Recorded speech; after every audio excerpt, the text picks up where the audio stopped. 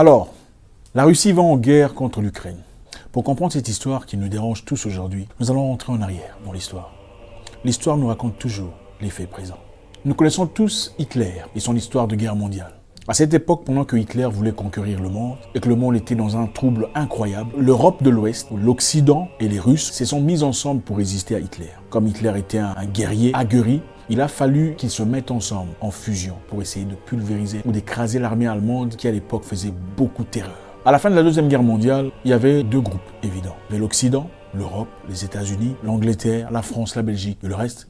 Et à droite, l'Union soviétique, la Russie, l'Ukraine, la Roumanie et le reste. Ces deux groupes de personnes vivaient dans deux mondes complètement différents. Ils ne partageaient pas nécessairement les valeurs, pas nécessairement leurs idées politiques ou leur idéologie sociale. En 1945, on a créé ce qu'on appelle les Nations Unies, dans le but de fédérer tout le monde, d'apporter la paix, la gentillesse, la sympathie entre pays. Finalement, on peut vivre en paix dans un monde meilleur. Évidemment, partant de l'idée d'une deuxième guerre mondiale qui a réclamé beaucoup de vies, il était tout à fait normal de chercher à trouver un moyen de collaborer. Malheureusement, comme l'homme est mauvais, méchant, la jalousie naquit très vite entre les deux groupes. L'Europe, que vous connaissez aujourd'hui, a commencé à avoir des ressentiments à l'égard des soviets, qui étaient un groupe d'hommes forts. En 1948, on crée ce qu'on appelle le traité de Bruxelles, Brussels Treaty, qui unissait la Belgique, la France, la Hollande, la Grande-Bretagne. L'objectif était de fédérer ces pays et de créer une force armée. En effet, pour imbriquer à une union qui existait déjà entre la France et l'Angleterre. Je répète, le traité de Bruxelles, où il y a la France, la Belgique, la Hollande, l'Angleterre, a été créé dans le but de créer une force armée pouvant résister aux ennemis. Et cette histoire a été imbriquée à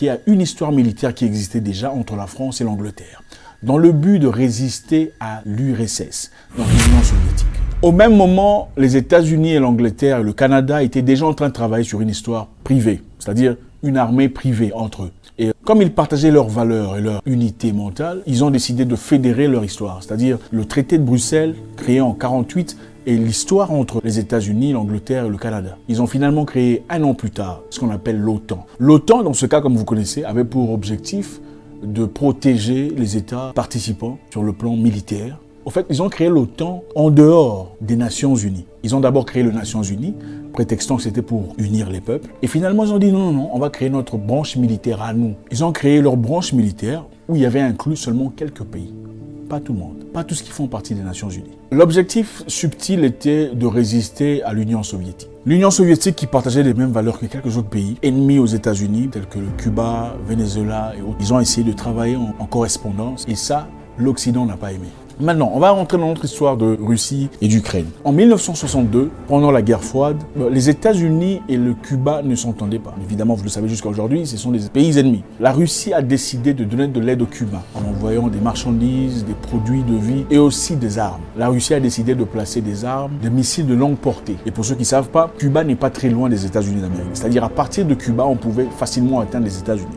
Comprenez aussi que les États-Unis ont beaucoup de chaleur parce qu'ils savent qu'il est plus facile de faire la guerre chez vous que de faire la guerre chez eux. Parce que la distance, l'océan, ils sont un peu épargnés comme ça. La Russie, cette fois-là, s'est décidé d'envoyer des missiles à Cuba, des missiles de longue portée, capables d'atteindre Washington, Chicago et beaucoup d'autres villes américaines. Et cela a créé une alerte générale aux États-Unis. Le président Joseph Kennedy s'est levé disant qu'il va créer ce qu'on appelait une quarantaine des bateaux venant de Russie allant à Cuba. On a donc empêché les bateaux russes d'aller à Cuba pour pas que les missiles atteignent leur destination. Qu'est-ce qu'on comprend là? On comprend que les États-Unis voulaient effectivement protéger son pays en refusant à ce que son ennemi, même si ça se dit pas, place ses missiles juste à côté de la porte, n'est-ce pas?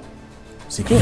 Qu'est-ce que le président Khrushchev dira, le président russe à l'époque? Il dira: si vous voulez qu'on enlève, si vous voulez qu'on arrête ces transactions, il faudrait dans ce cas que vous enleviez vos militaires de la Turquie et vos missiles de la Turquie. C'est-à-dire, cette histoire que nous voyons aujourd'hui est une histoire qui s'est déjà déroulée dans le passé. Les États-Unis avaient une base militaire en Turquie et des missiles de longue portée en Turquie. Et cela était la raison évidemment pour laquelle le président russe disant: je voudrais que vous sortiez vos histoires de la Turquie, comme ça on va arrêter nos transactions avec Cuba. Sans l'accepter ouvertement, les Américains ont accepté. Sans le dire ouvertement parce que ça risque de les noyer, quoi. Et après tout, ils sont les Américains. Ils ont Rambo, Commando, Chuck Norris, Terminator et tout le reste. C'est Superman. Et Batman aussi. Mais ils ne peuvent pas dire, bon, ok, nous sommes d'accord. Ils n'ont pas dit ouvertement, mais effectivement, après un petit moment, les militaires basés en Turquie sont partis. Les missiles ont été déplacés. Ceci s'est passé en 1962. Maintenant, rentrons aujourd'hui. Qu'est-ce qui se passe entre la Russie et l'Ukraine? Plusieurs années plus tard, l'OTAN a pu convaincre beaucoup de pays appartenant aux soviets de faire partie de leur groupe de personnes, acceptant ainsi leur mentalité. Vous connaissez de quoi je parle, quand il y a papa, papa, maman, maman et tout le reste, vous comprenez. La Russie a dit il ne faudrait pas que vous veniez de notre côté, il faudrait à un certain moment arrêter. C'est vrai que quand on se voit, on discute, on échange, on parle sans difficulté, mais nous savons tous que nous ne sommes pas amis. Nous ne sommes pas amis, c'est clair. Il ne faut pas venir trop près de moi, parce que là, ça poserait problème. Parce qu'évidemment, quand la Russie a placé ses histoires à Cuba, les États-Unis ont réagi. Maintenant, je vous dis, les États-Unis, qui est leader de l'OTAN qui a fait beaucoup de guerres, vous connaissez, pour ne citer que l'Irak, l'Afghanistan, la Syrie, la Libye, les guerres qui commencent, les guerres sans nom, sans l'autorisation de l'État. Ils bombardent, ils changent de constitution, changent de gouvernement, transforment des pays en cendres, sans que personne ne dise. Au nom de qui, on ne sait pas. La raison pour laquelle la Russie réagit à l'égard de l'Ukraine, c'est parce que l'Ukraine a fait une demande de faire partie de l'OTAN. L'Ukraine, qui est pays voisin de la Russie, partageant aussi des valeurs de la Russie, veut faire partie de l'OTAN. Parce que le gouvernement actuel de l'Ukraine a été un gouvernement qui a été placé par l'OTAN, après avoir renversé un gouvernement en place. C'est-à-dire, ils ont placé leurs marionnettes, comme on voit beaucoup de présidents en Afrique, des marionnettes qui ne foutent absolument rien pour les Africains. On a bloqué d'ailleurs, en exemple, le Mali, qui veut être indépendant, par des marionnettes, des gens placés là de nulle part pour leurs intérêts personnels. Et c'est justement ça leur modus operandi. La Russie a compris le jeu. Il y a des missiles de l'OTAN ou des États-Unis placés tout autour de la Russie, dans des pays voisins, qui sont censés faire partie de l'OTAN. On se demande, l'OTAN sert à quoi? C'est quoi l'objectif de l'OTAN? C'est de défendre qui contre qui?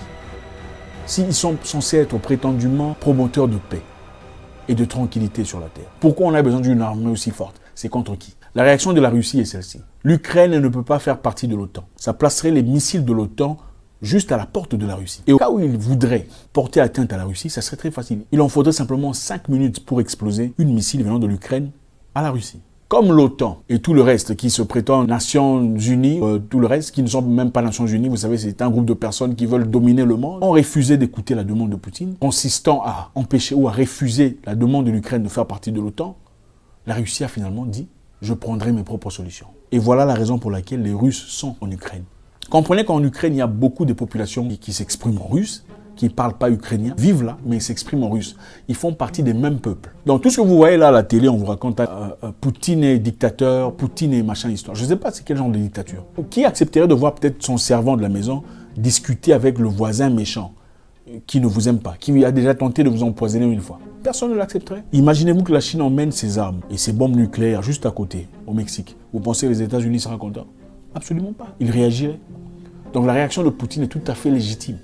Tout à fait légal. Il veut simplement le respect. Que l'OTAN ou l'Europe, peu importe comment vous appelez ça, ne lui accorde pas. Et n'accorde à personne d'ailleurs. Leur forme de démocratie, c'est une démocratie adaptée à leurs désirs. Donc, si ce qui se passe est avantageux à leur plan, alors là, c'est la démocratie. Mais si c'est ce qui se passe n'est pas avantageux à ce qu'eux veulent, ce n'est pas la démocratie. On a bombardé la Syrie. Qui leur a donné l'autorisation de le faire? On a bombardé l'Irak sous prétexte qu'il y avait des bombes nucléaires et tout le reste. On n'a pas trouvé. Qui est parti à la CPI pour ça? Personne. On a bombardé l'Afghanistan pendant plus de 20 ans. Qui a payé les conséquences de tous ces morts, les blessures, les douleurs, les trières, les galères de toutes ces populations? Personne. Pour comprendre la réalité, il faut simplement suivre l'histoire. Nous vivons une hypocrisie totale. Et d'ailleurs, aujourd'hui, beaucoup de peuples, beaucoup de jeunes étudiants noirs sont bloqués en Ukraine, empêchés de traverser, d'aller ailleurs, fuyant la guerre et les bombardements. C'est ça la forme de démocratie dont on nous parle. S'il faut parler de démocratie, on doit être juste du début à la fin. Pas seulement une démocratie qui bénéficie à un certain groupe de personnes et pas au reste. La Russie demande simplement le respect. Je pense que tout le monde comprend. Il s'agissait d'abord de créer une Nations Unies qui unissait, qui fédérait tout le monde. Après cela, on a créé un petit groupe, des groupuscules. Bon, nous sommes de ce côté. On crée notre armée. Contre qui vous avez créé les Nations Unies?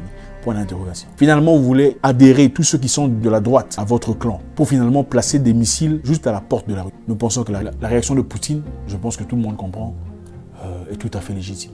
Je suis en rien fanatique de Vladimir Poutine, qui est un humain avec ses défauts. Mais en ce qui concerne cette situation précise, nous comprenons tous où vont les choses. L'article 5 de l'OTAN dit « Tout pays qui fait partie de l'OTAN, en étant en agression, sera assisté militairement par le reste des pays de l'OTAN. » Parce que clairement, personne n'a osé jusque-là avoir le courage d'aller porter main forte à l'Ukraine.